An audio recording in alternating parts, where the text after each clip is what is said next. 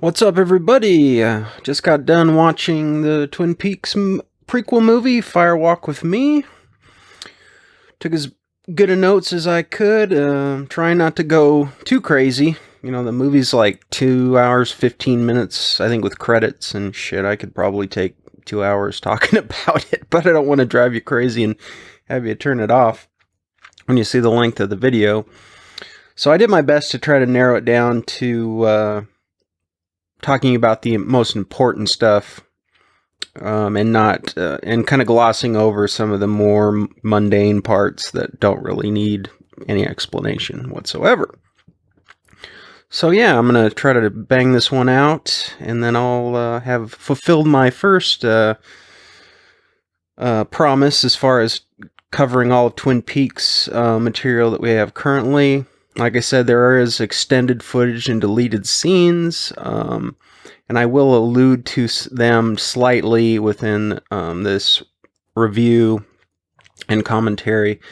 But given the proximity of Season 3 to where we're at right now, I mean, it's coming up Sunday, which today is Thursday. I don't know if I want to tackle the extended scenes, specifically dealing with Philip Jeffries, dealing with the convenience store with the denizens of the Black Lodge, because there is alternate dialogue that that helps a lot and adds a lot to it. But there is a possibility that we will get new information during Season 3 that contradicts or completely, nullifies previous theories.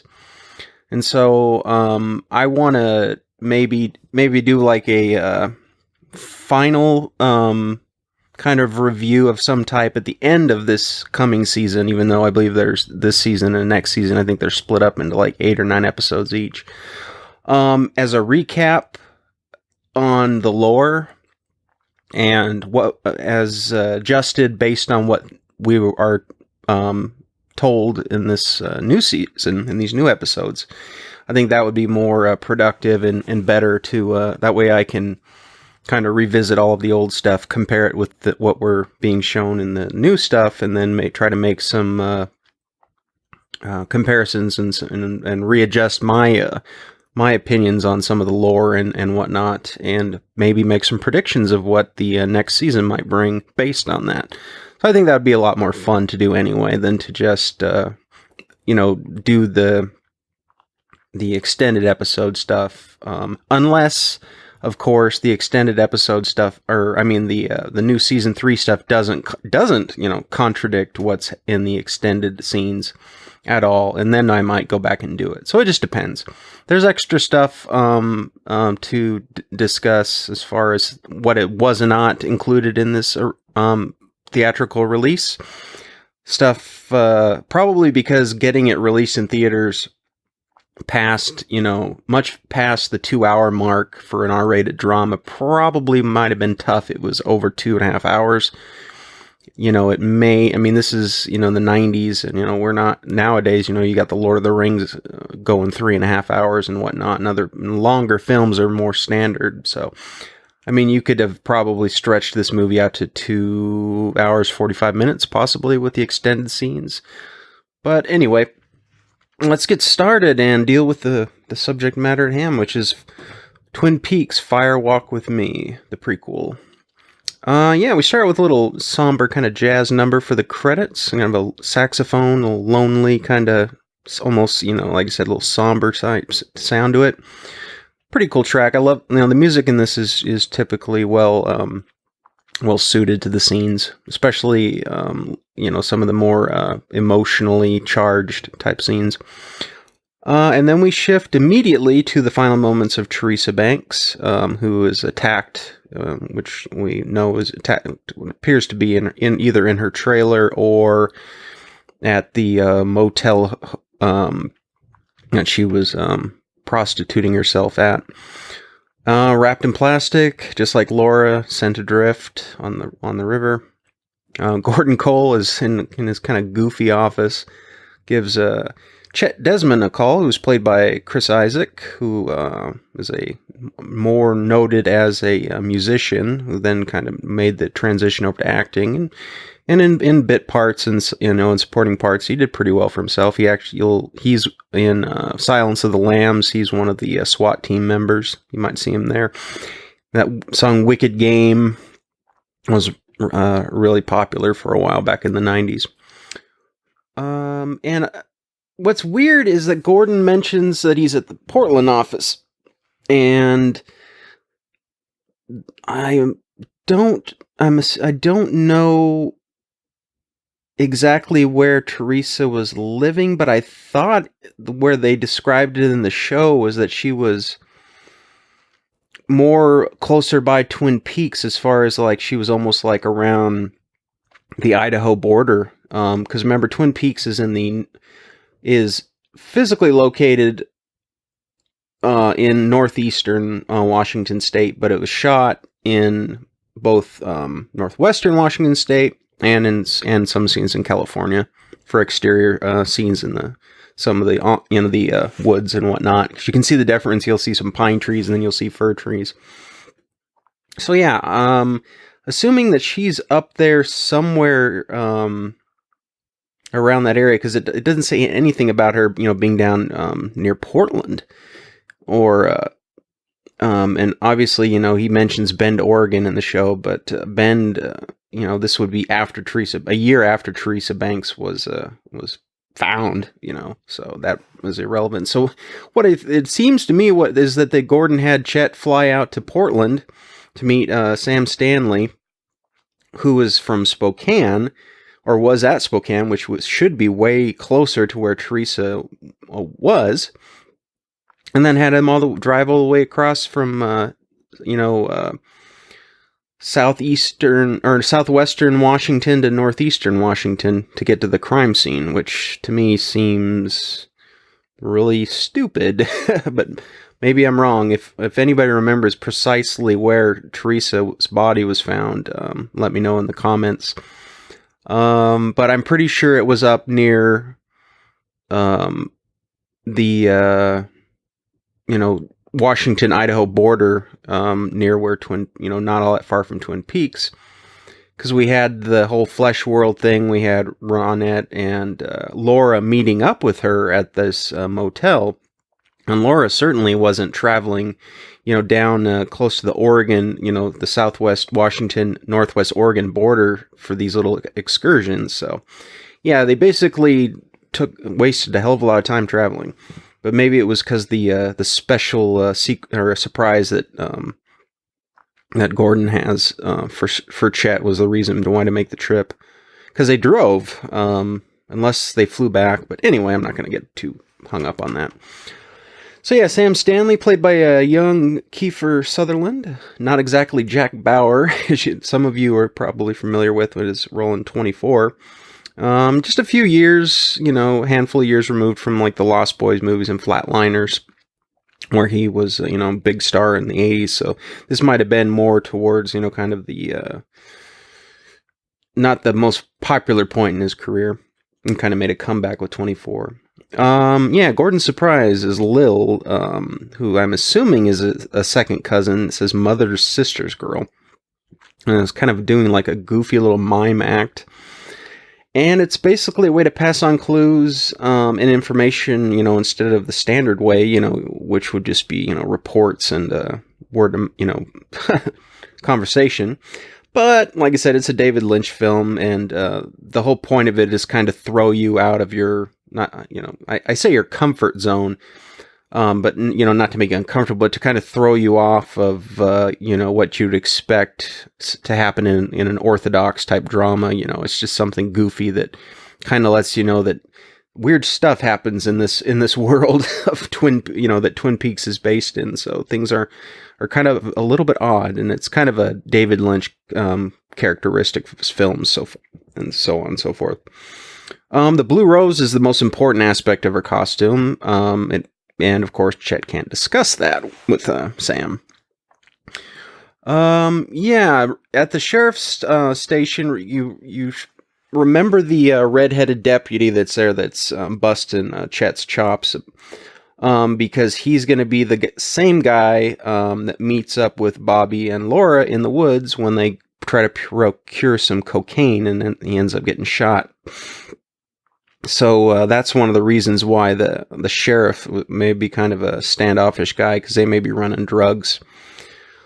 And that also would lead me to believe that, given Jacques sent this guy, and Jacques is up in Canada, at working as a casino guy at the or dealer at the One-Eyed Jack's, and this is the sheriff's station where they have Teresa's body. It again confirms that was probably where she was, up close by Twin Peaks. So, and in the extended scenes, there is a scene with Chet and Sheriff Cable, who, if you can't stand Sheriff Cable and think he's just a dick, Chet and the sheriff get in a fist fight out back, and it's worth watching if you can find online. And needless to say, the sheriff is not a tough guy; he's a dope.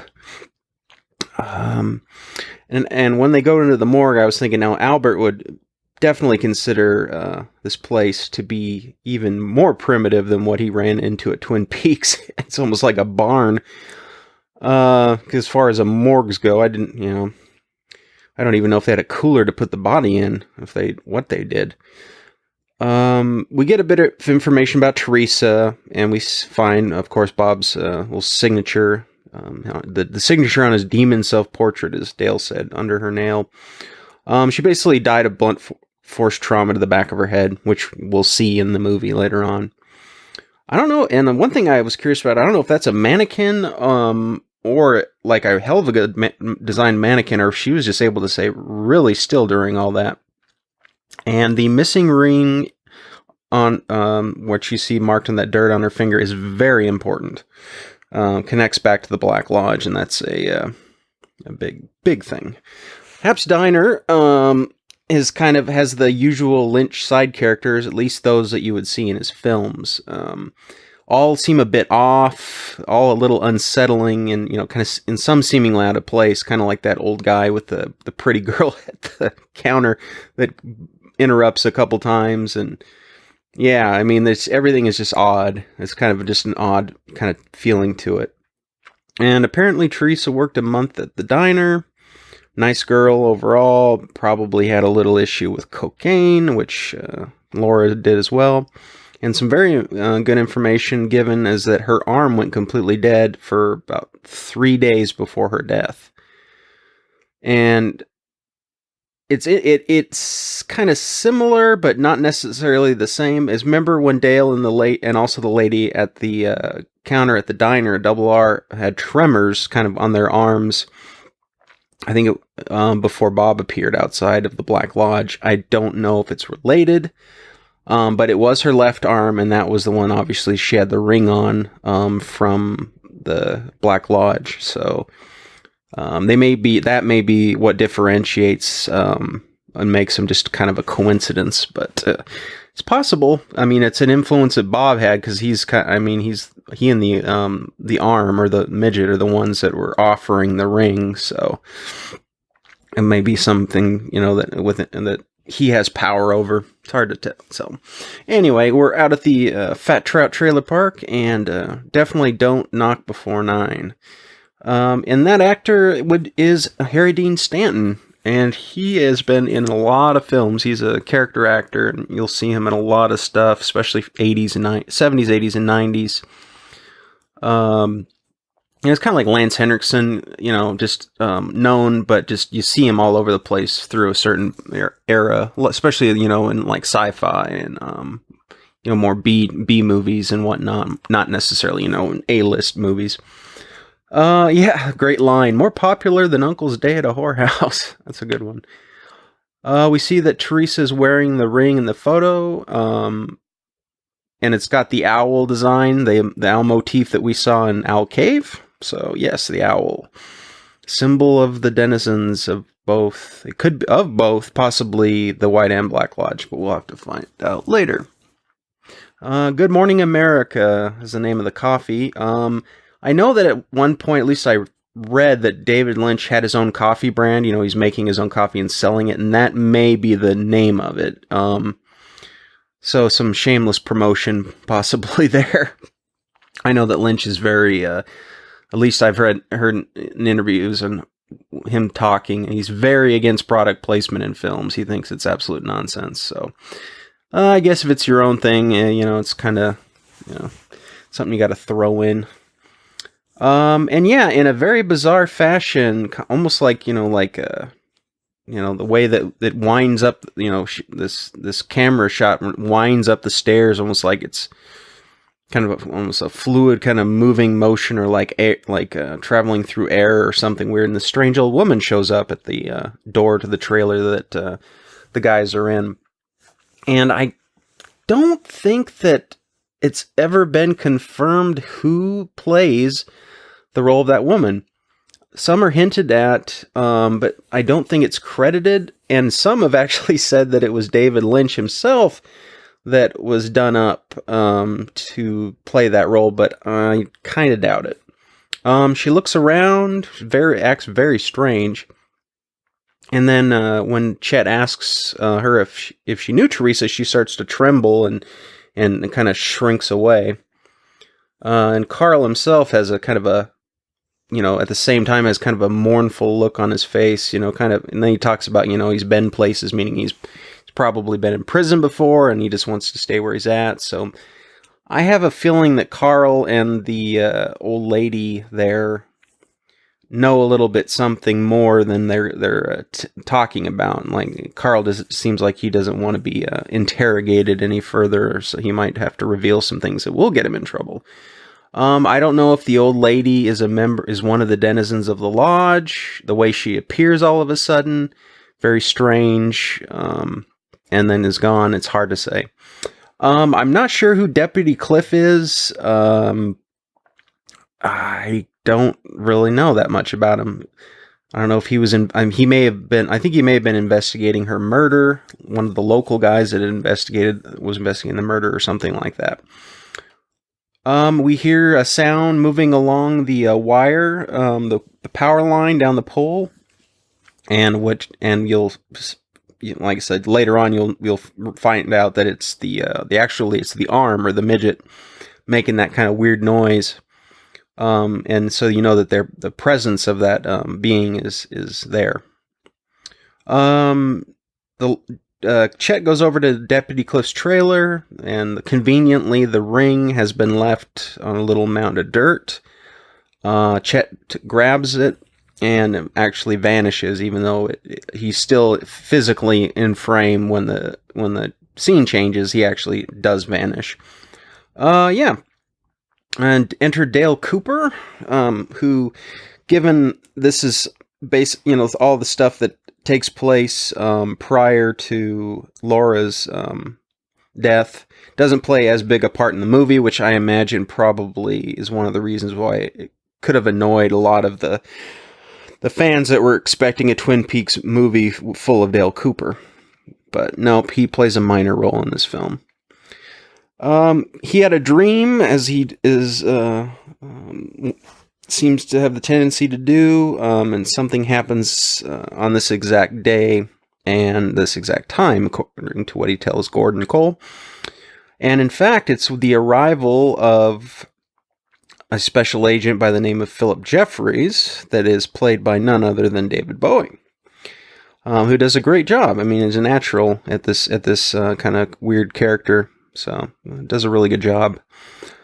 And yeah, he's been gone for nearly 2 years. He was investigating something going on in Seattle. Actually, he may have been. I mean, this woman named Judy.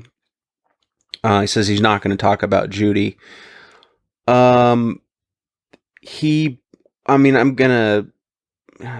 go on a limb, and as far as agreeing or kind of pointing out some things about Judy.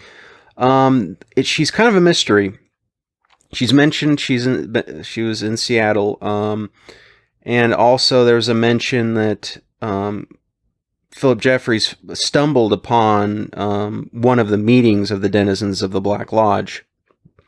And Seattle's not, it's funny, Seattle is not all that far away from, the Cascade Mountains aren't a long way away. Separate the state kind of slightly in half. So if those woods within the state and not just Twin Peaks are they're able to travel around by, or if just they travel over the wire, as we heard the arm do, he found them somehow, in a place, or at least it's one of their meetings. He may have been taken there. So the meeting itself may not have happened in Seattle. It may have happened in the convenience store, which I'm assuming it does. I don't think there was multiple locations. I think Judy could have been, as I was saying, I was kind of going on a lib. As far as Judy goes, she may have been the victim before Teresa Banks. And for some reason, Philip Jeffries had met with her and was, for some reason, working on a case, or something or other. And she ended up getting killed or taken by the denizens. And then he was also taken to because he says he was at one of their meetings. And then we show the scene where they're all sitting around in that kind of shabby room, and there's a little bit of weird dialogue, kind of cryptic dialogue going on. So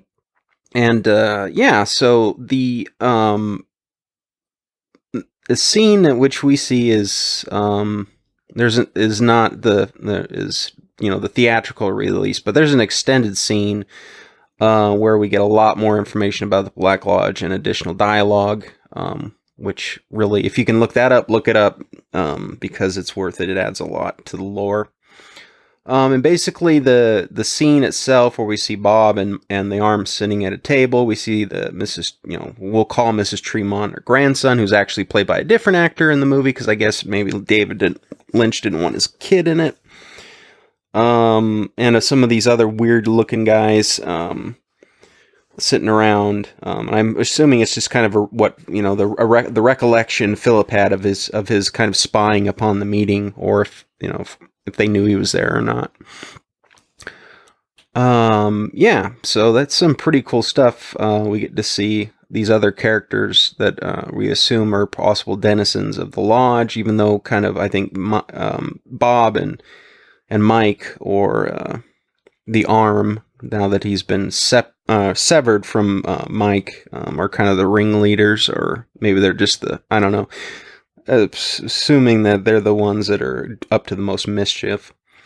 The midget mentions the ring, says, "With this ring I thee wed," and then kind of cackles or snickers, kind of wickedly. So he knows that something bad happens to any woman who accepts the ring from the denizens of the lodge. Kind of marks them as theirs, or perhaps someone they want to possess or take over. Philip says something very profound. He says, "We live within a dream." So definitely adds to the whole notion of the dream and the supernatural being a huge part of this world that we've been brought into with this film and this show. Philip then vanishes into thin air, and apparently Chet Desmond, as I said, has disappeared as well. So mysteries abound, and there is an extended scene like I said, in the extended scenes with Philip Jeffries. There's more to it, and he has some different dialogue, and it's, the scene's a little bit different, and there's an actual scene at a hotel, I believe, which is supposed to I think it's in Buenos Aires, I think, supposed to be, where he's looking for Judy, or asking her if he's checked in. So anyway, Dale heads over to the trailer park. Carl mentions he was having a bad dream, which is kind of ironic. He goes to an empty trailer spot, kind of almost like by intuition, it seems like, because he doesn't go over to Teresa's trailer or go over to Deputy Cliff's trailer. And the spot was occupied by an old woman and her grandson. So, sound familiar? I wonder, Chalfont or Tremont just posing as people. You know, the two of them must like to just kind of stay manifested in the physical world, or at least maybe they were trying to help Teresa, or something like that, or keeping an eye on her because she was at risk of being killed by Bob. Hard to say. We see "Let's Rock" written on the windshield, which is what the midget or the arm's first line was in Twin Peaks when Dale had that dream. So it just proof that they were there, that the in some capacity the arm was, there at the trailer park. He may have planted the ring that Chet found. It's possible. It's hard to say. But one of the or more of the denizens were there, because who else? Unless the only thing I can think of is unless like the arm possessed Chet and then Chet drew that on there or something like that. It's all speculation. All right, now 1 year later, after Dale kind of tells us that this is most likely to happen again, the killer's to strike again, we are in Twin Peaks, and there's Laura Palmer, all-American girl on the surface. Something else completely different underneath, as we know. And in this version of Twin Peaks, Donna is played by Moira Kelly. Maybe Laura Flynn Boyle didn't want to be in an R-rated version of Twin Peaks, or she wasn't available. I've probably read about it, I just can't remember. And I actually like Moira Kelly's character and her portrayal of Donna better. Because remember, Donna's supposed to be, this is Twin Peaks. This is, you have people like Donna and James that are actually very innocent and naive. Kind of small town kids. They're kind of represent this purity or something about naive and innocence. That hasn't been corrupted, as Laura's been corrupted, even if it's been against her will to the certain degree. She does just a better job of playing the innocent and naive friend who really, looks up to Laura and wants to be more, experienced in the world like Laura is. I just think Moira Kelly captures that more. Donna seems just a bit more hardened, and maybe a little too hard around the edges. At least she does a good job in the TV show, so I won't take that away from her, but I like Moira Kelly's performance more. Laura snorts some coke, and we knew she had a habit. Laura manipulates James and Bobby with ease. Donna asks they're kind of sitting there in the living room, just kind of yakking about whatever, and she asks this question, do you think if you were falling in space, would you slow down or go faster and faster? And Laura gives her an answer that she probably wasn't expecting. She says, faster and faster. For a long time, you wouldn't feel anything, and then you'd burst into fire forever, and the angels wouldn't help you, because they've all gone away. And I think that is quite a revealing statement about Laura's own life, and where she's at, and what she's in, that, like I said, that darkness that keeps pulling her down. And when she tries, like Bobby said, when she keeps going up to the light again, it's become harder and harder. So I think she just has kind of a very, cynical, kind of bitter view of the world overall because of, what she's experienced and what's happened to her. So I think that's a very important statement. And it's, like I said, it's emphasized as being important. Laura goes to her room in this next scene and finds that a page is ripped out of her diary. And that's a big issue, because that was hidden, very well hidden. Somebody was sneaking a peek, and I wonder who that could be. We see the staircase yet again, and she goes over to talk to Harold Smith, obviously upset. She's obviously talked about Bob before with Harold, and Harold kind of tells her, he's not real. And then we reveal that Laura that Bob has been having her, which obviously means having sex with her, raping her, or whatever, since she was 12 years old. So I assume Laura's probably, I'm just going to say 18 at this point. So yeah, 6 years straight of constantly being raped at night and not knowing if it, who it is. And Laura says that Bob wants to be her or he'll kill her, so maybe he wants to take over her body, which is what her father mentions right as he's dying. And then that change of face is with that kind of makeup, that white makeup and black, around the mouth. It kind of reminds me of Wyndham Earle when he was talking to Leo for the last time, and almost like this trace of evil lingering there for a moment. All right, well, Dale is talking to Albert and at the Philly office, and he is basically going to predict what is going to happen to the next victim and who the next victim is going to be. And of course, we know that that is Laura, so not much revelation there. Though Albert is correct in that he does kind of describe, the average, high schooler in America, not narrowing it down very much. Laura's gonna do the Meals on Wheels thing and is visited by a couple familiar people. Mrs. Tremont, or Chalfont, whatever you want to refer to her as, and her grandson, who's wearing kind of a weird, mask with a little Pinocchio nose or something kind of goofy on it. They give her this kind of strange photo to hang on the wall. And it's basically just a kind of a wallpapered room with an open door.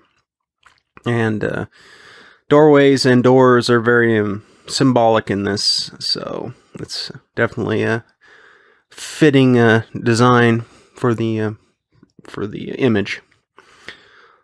And her grandson actually gives her some rather startling clues as to the man that she is trying to find the identity of, which is basically Bob, and who he is, or they call it, or referred to as the man behind the mask, which I guess the mask would be Leland Palmer himself, as being the mask and not the other way around, since he's the kind of the one that's on the front that everyone sees, at least for those that can't see, Bob himself.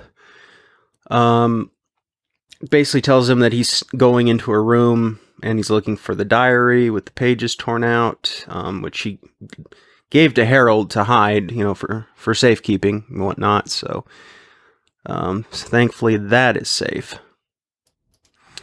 And yeah, and that kind of leads us to a question about, why would they decide to help her, or at least seem to be helping her?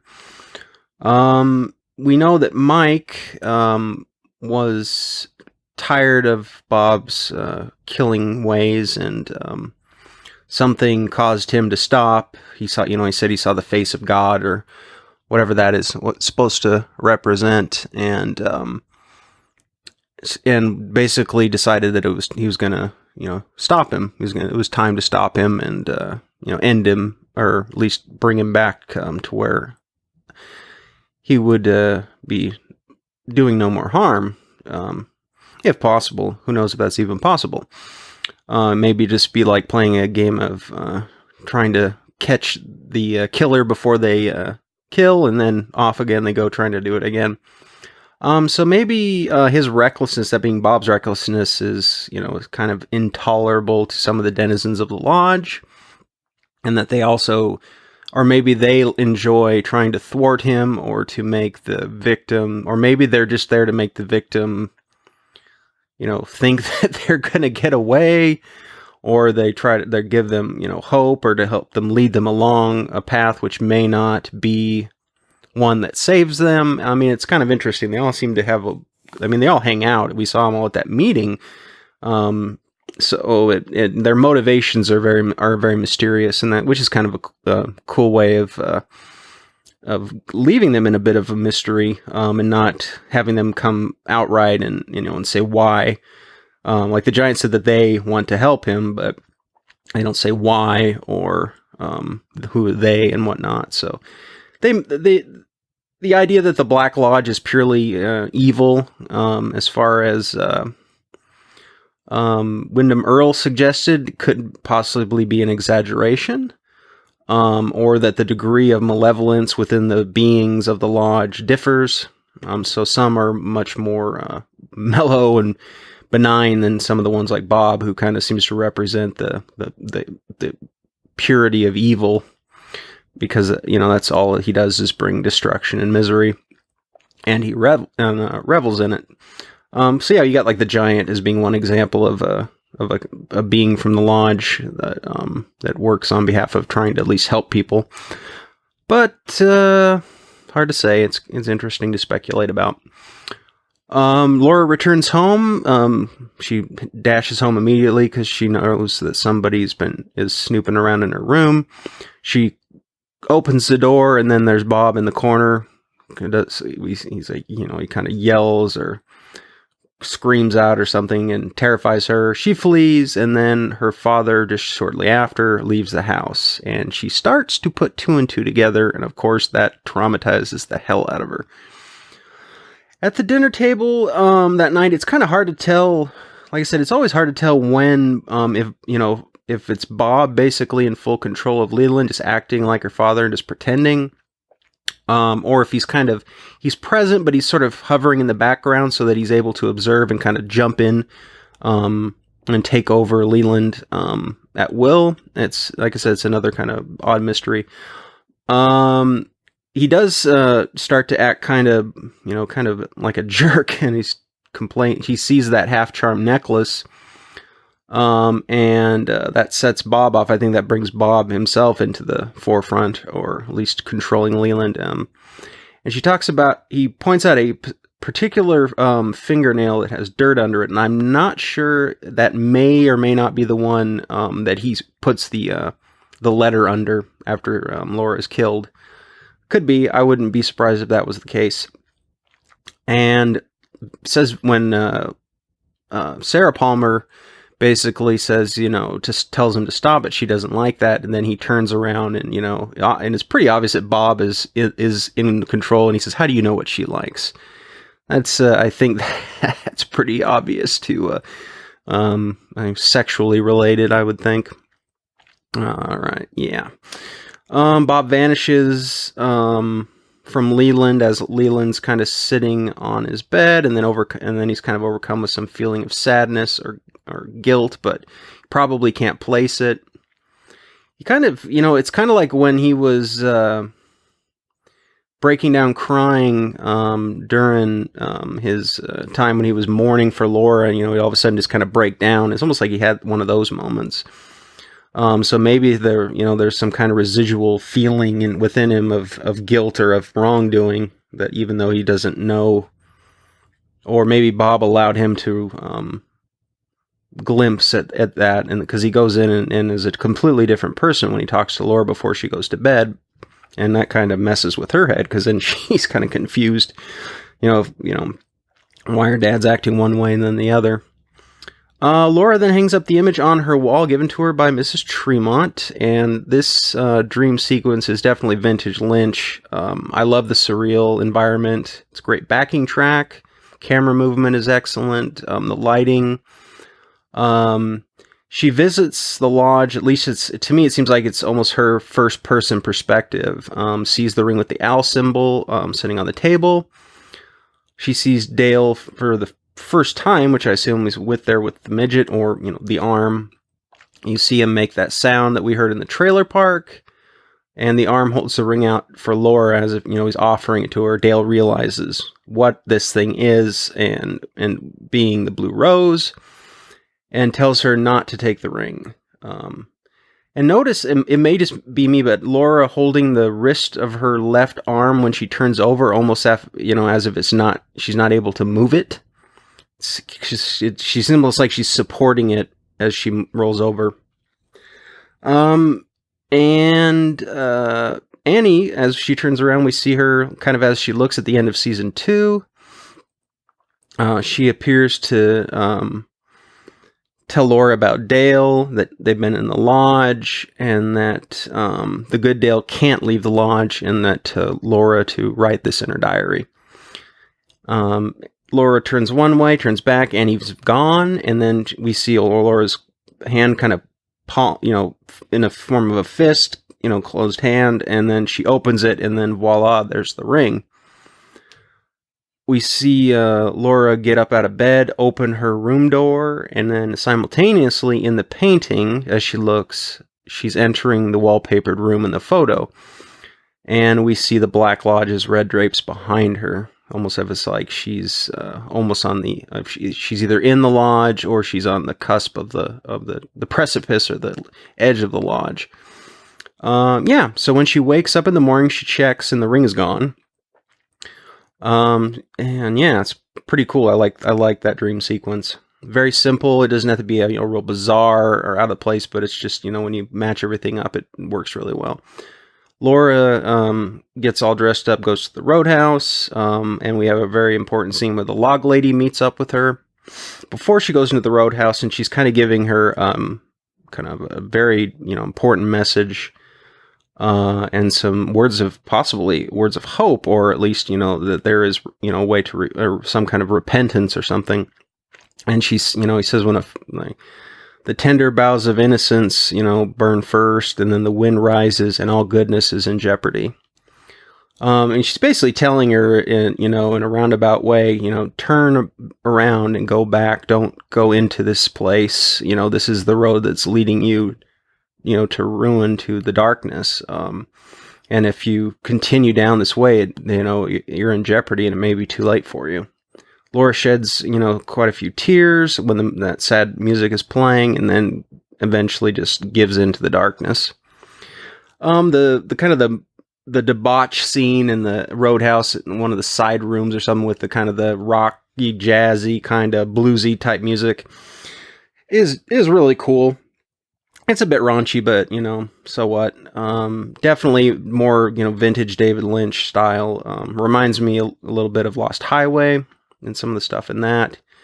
So that's definitely, just a great scene. Donna basically tries to be Laura or one-up Laura when it comes to, this making out and sex and whatnot. And Laura is horrified when she sees Donna kind of, half naked there making out with that guy. And basically because, she kind of gets snapped into reality because she loves Donna as a friend, and she's seeing Donna trying to, emulate her, and Donna doing that, she knows where that path leads and where she's at right now. And it's not a place that she wants to see her at. She doesn't want to send her down the same path towards hell that she's following. So she chastises her a little bit and then consoles her when Donna is kind of confused and starts crying.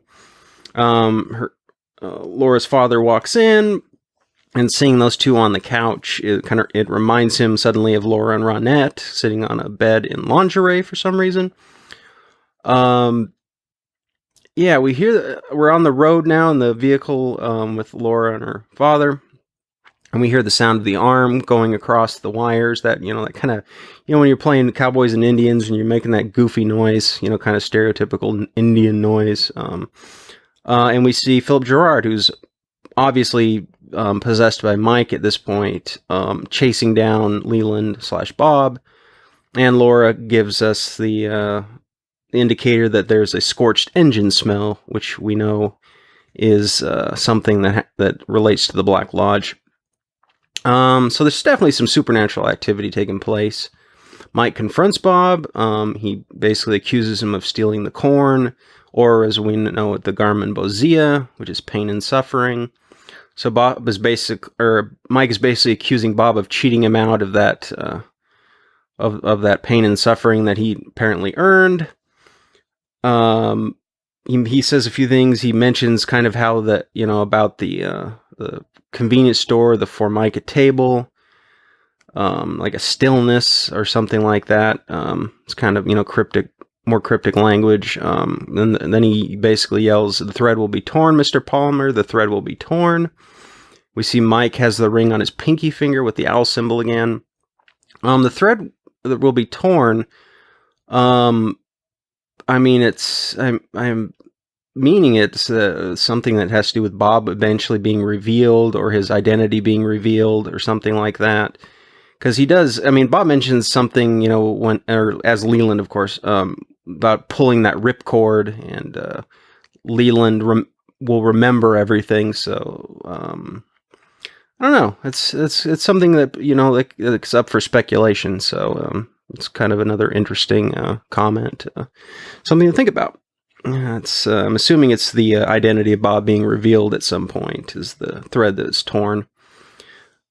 Leland has, and Leland slash Bob, of course, has flashbacks of meeting up with Teresa Banks. She was working as a prostitute. And apparently he didn't realize that Laura and Ronette were doing some of that too. So Leland basically was going to party with Teresa and a couple of her girls, and then he realized that one of those girls was Laura.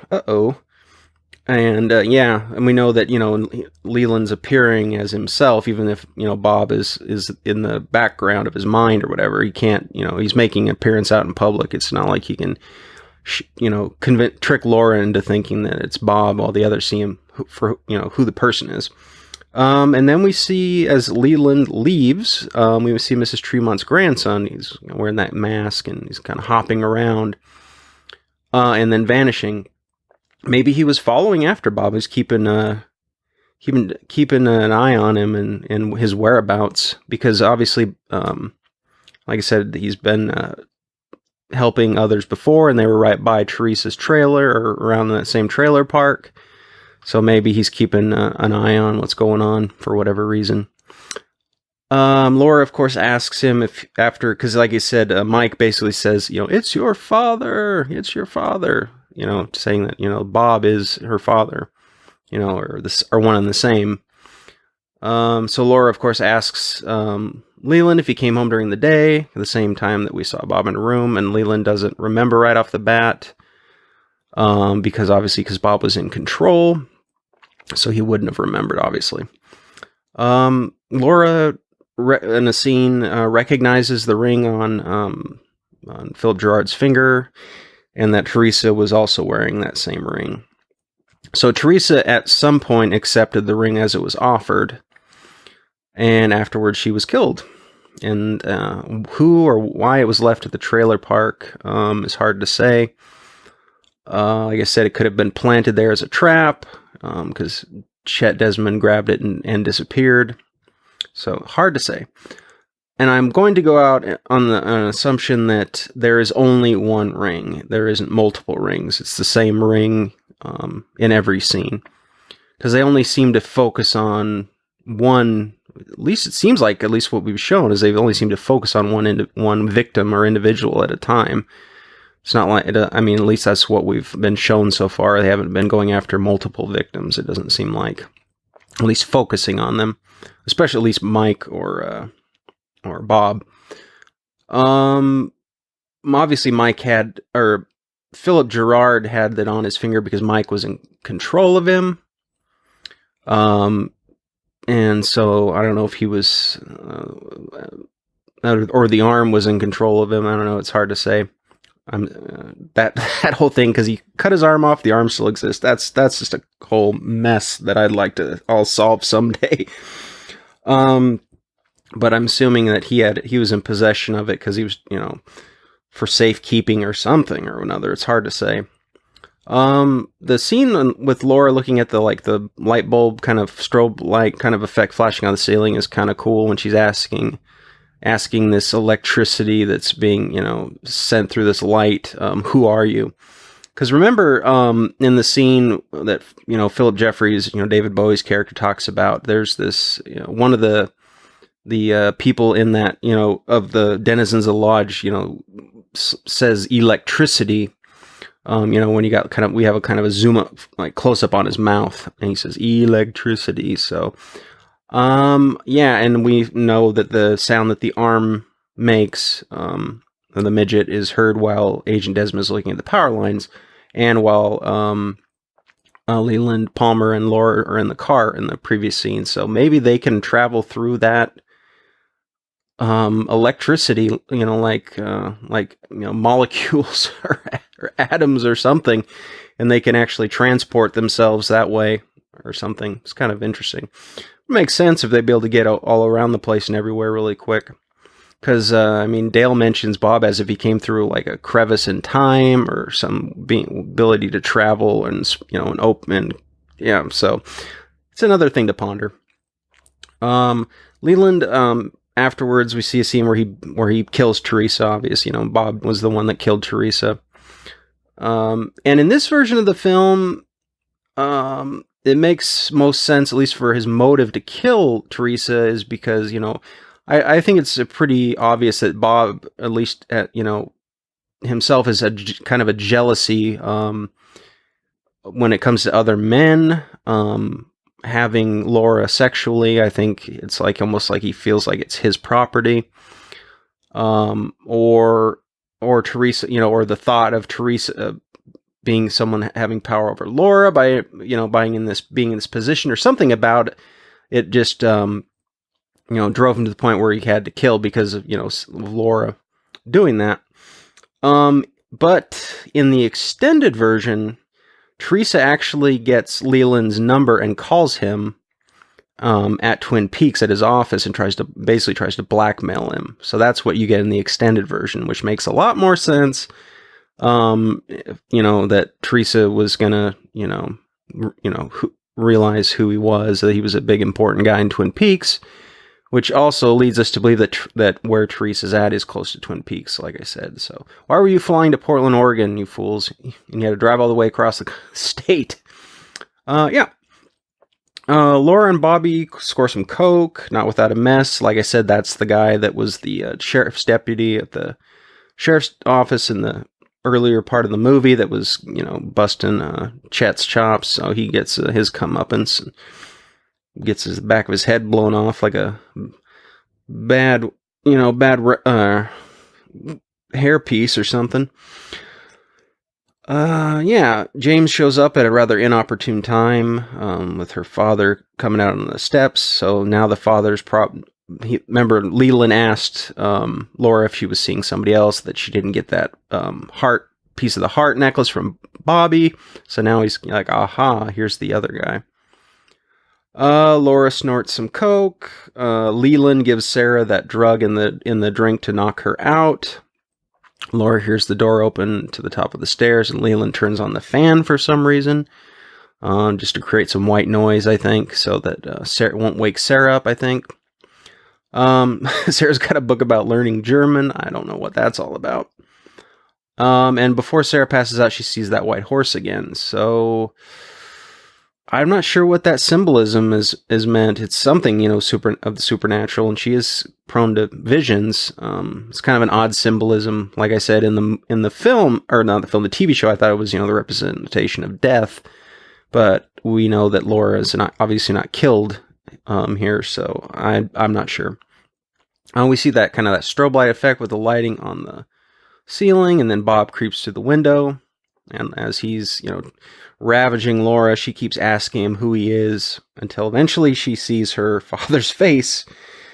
Yeah, pretty messed up. That scene is pretty horrifying when he's looking down at her. Obviously he's not got any clothes on. So yeah, that's pretty screwed up. And now you start to understand how horrific her time was, especially these last few days. So yeah, that's all the stuff that we only get to hear or alluded to, through dialogue or maybe some evidence that's after the fact. In the show, we get to see in all of its, ugly reality. So yeah, it's not nice whatsoever. After the scene in the morning, I think that Bob pretty much realizes that he may have to kill Laura, because I think he finally realizes that she's onto him.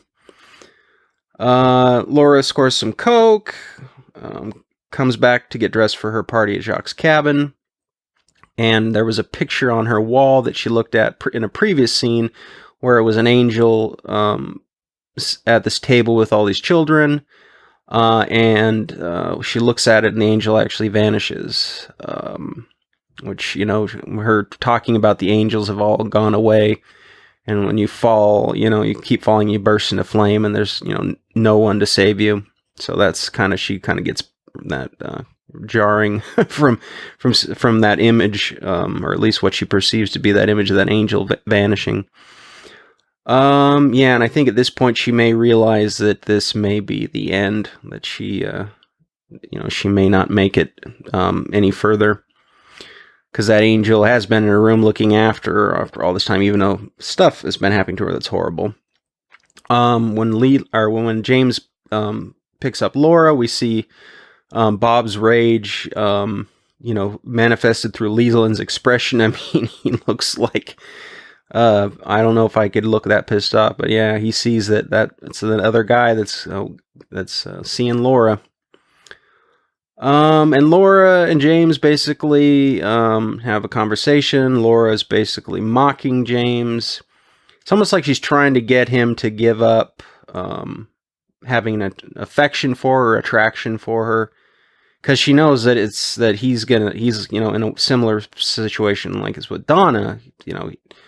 She doesn't want to basically drag him down into this, dark pit where she's at. So it's almost like, when you see in a movie when somebody tries to get a dog or something, they have to, try to get him to leave, and because they can't keep him anymore, and they try to, like kick him or throw rocks at him, try to get him to run away, and then they start crying because, they don't really want the dog to leave. It's kind of like what she's doing to James, but he doesn't really give up.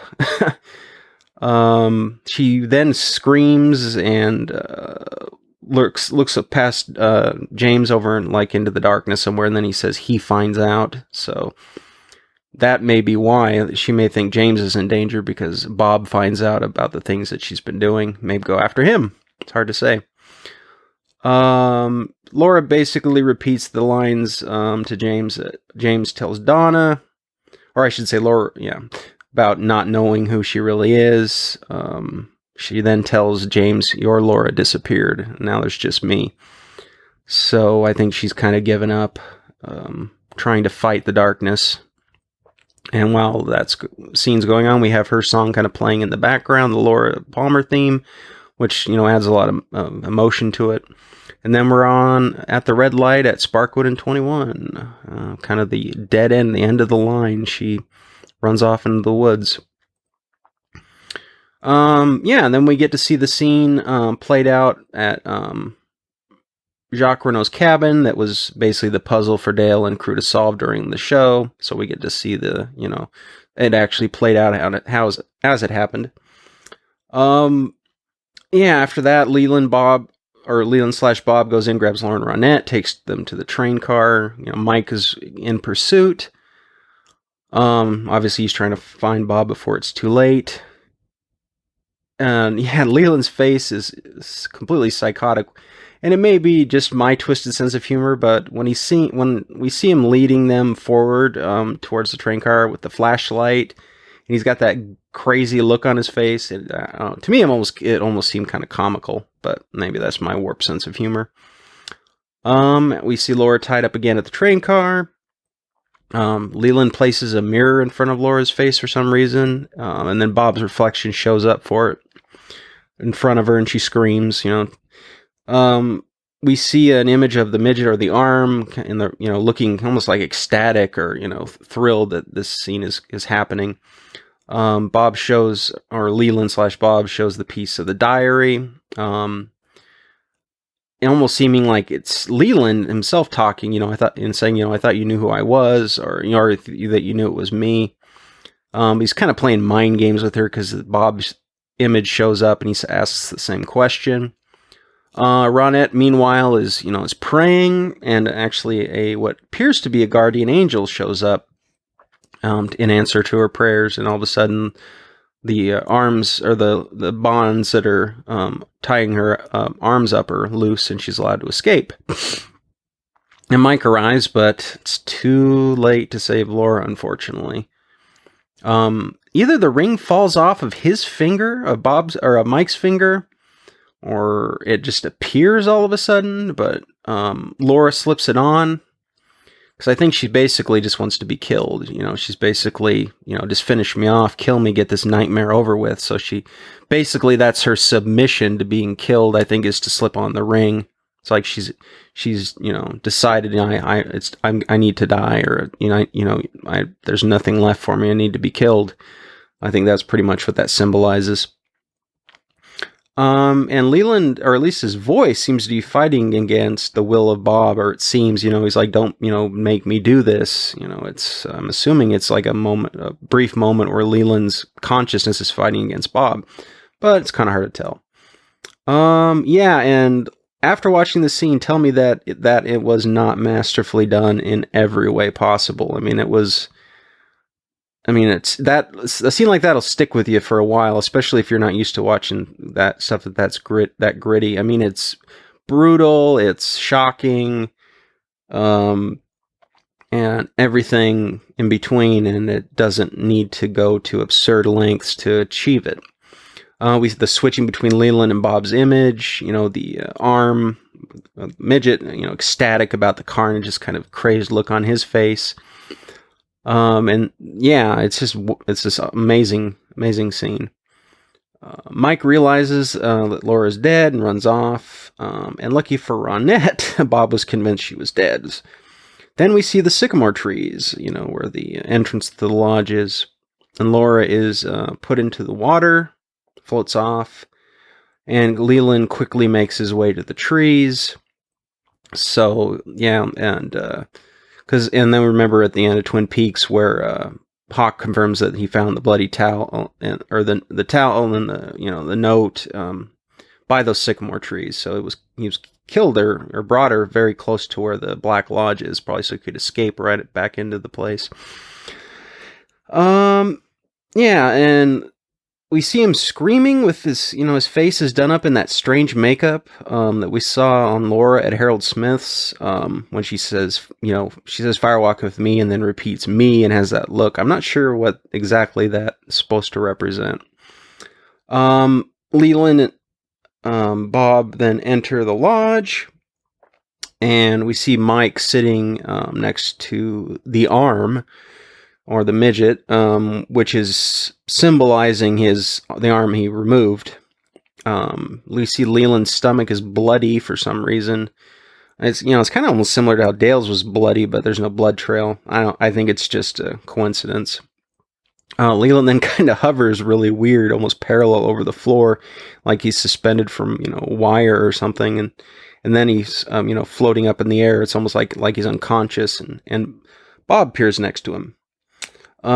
So basic, and then the midget goes over to Mike and touches the spot basically where the arm was removed, and they kind of start talking as one, which is a pretty cool little scene there. I'm not sure, like I said, if it's a symbiotic relationship or what. And basically, Mike's demands, all the Garmin Bosie, all the pain and suffering, basically, that he's due. So basically, all of the pain and suffering that I guess Bob had saved up through Leland, through all this horrific stuff that he's done to Laura, he basically had to give it up. It's this built up currency that these denizens feed upon. Which is kind of his treasure trove, I guess you could say. He ends up, he touches that bloody spot on Leland's stomach, and then the blood is absorbed, and then he, is with his hand, he scatters it upon the floor, and the blood vanishes, and assumingly turns into the cream corn that the arm then begins to eat. So he's basically consuming all of that pain and suffering. So Bob killed Laura, but the ultimate reward, or the ultimate spoils of the carnage were taken from him, as some form of punishment. Maybe that Bob didn't deny Mike and the army. Didn't rebel or say this is mine, you can't have it. He was obedient right away. So maybe Mike has some sway or power in there that's even, greater than Bob's. It's hard to say what their hierarchy is, so to speak. That remember in the scene at the denizens of the lodge at their meeting, where the grandson of Miss Tremont had that mask on, and he removed it. We saw his face, or he kind of turned it aside, and then he did it again, and we saw the face of this monkey. And basically, you remember, he was working on becoming, magic tricks, or was working on practicing magic to become a magician or something. So I'm not sure if that was supposed to be one of his little tricks or not. And it's hard to say what the monkey whispers, but he actually says Judy, which is the same woman Philip Jeffries mentions, when he's at the Philadelphia office and in some extended scenes. There's a lot of speculation about her. And like I said, a lot of it leads to her being the victim that was killed before Teresa. Because remember, Dale mentions that she may have been I think it says Laura may have been the third, or second, or I think he says something about when there's, Teresa Banks may have been the second, and Laura may be the third victim, I believe is what Dale says. So yeah, and this is before the prequel movie, so that's what I think I'm going to stick with, is Judy was one of the victims of Bob at some point. Maybe she was trying to help Philip Jeffries locate the lodge or uncover their secret, and so she was killed before she could ultimately help him.